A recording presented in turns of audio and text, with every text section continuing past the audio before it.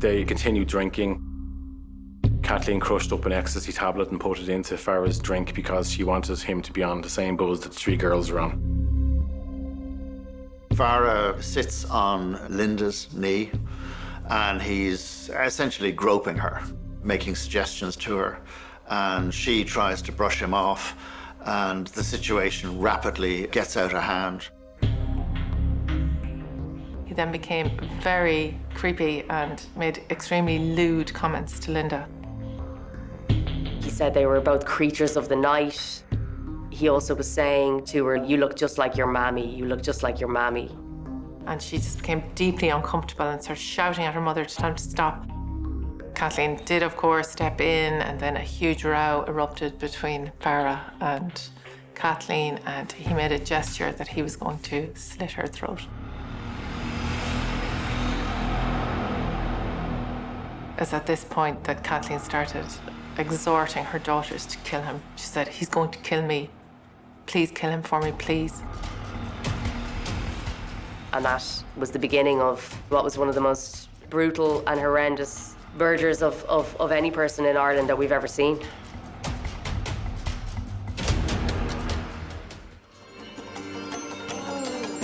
Russborough as a target had all the ingredients that would appeal to somebody like Rose Dugdale. Robbing Russborough is for her a repudiation of her own background. She's going to liberate the art and help the cause of Irish unification. Most importantly, the paintings could be used to ransom the return of the Price sisters to Northern Ireland. Gallagher and Dugdale decided that they would embark on a mission that might possibly have them transferred back to Northern Ireland to serve the sentence, or maybe even released. There was this idea that if you could penetrate the heart of the Anglo-Irish establishment and have a bargaining chip, such as, in this case, expensive paintings, that it would give you leverage, and that you could also, at the same time, increase the publicity for your cause. And so, that's exactly what they did. They formed their plan to rob Russborough.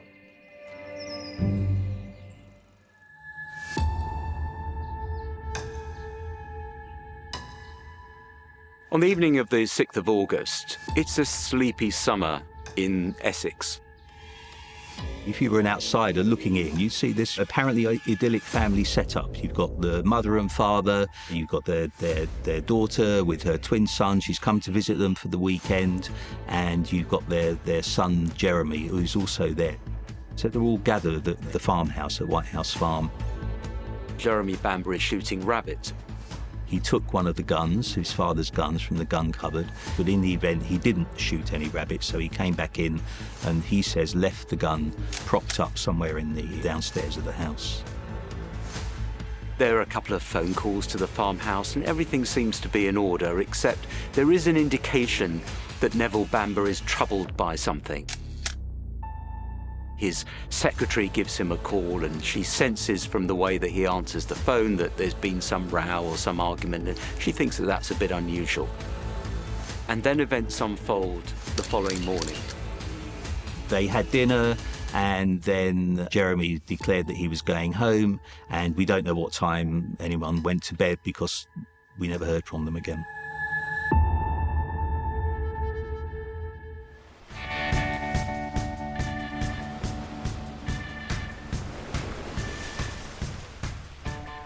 In the 60s and 70s, Los Angeles County was actually agricultural and middle class. You know, a lot of citrus growing, still going on. Industries coming in, aircraft industries, for example, and that's where a lot of the workers would live.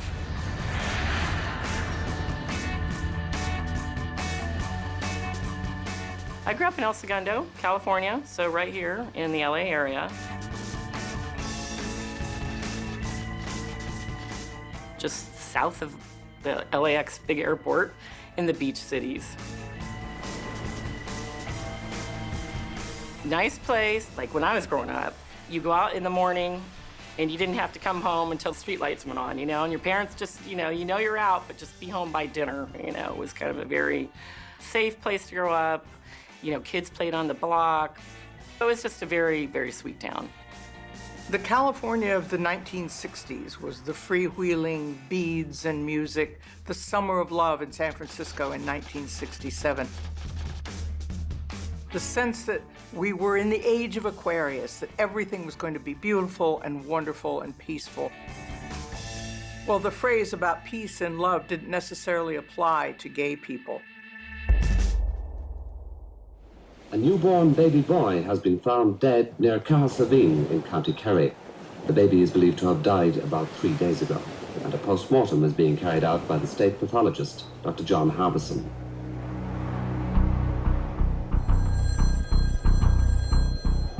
Normally, Sunday's quiet news day. Nothing much happens on the Sunday, at that time anyway. So the phone rang, and I knew straight away there was something up, because you'd rarely get a phone call to do with work on a Sunday.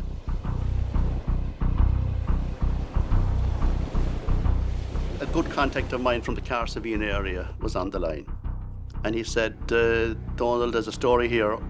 A man running the beach last night, a man called Jack Griffin, came upon the body of a newly born baby. And an investigation is underway.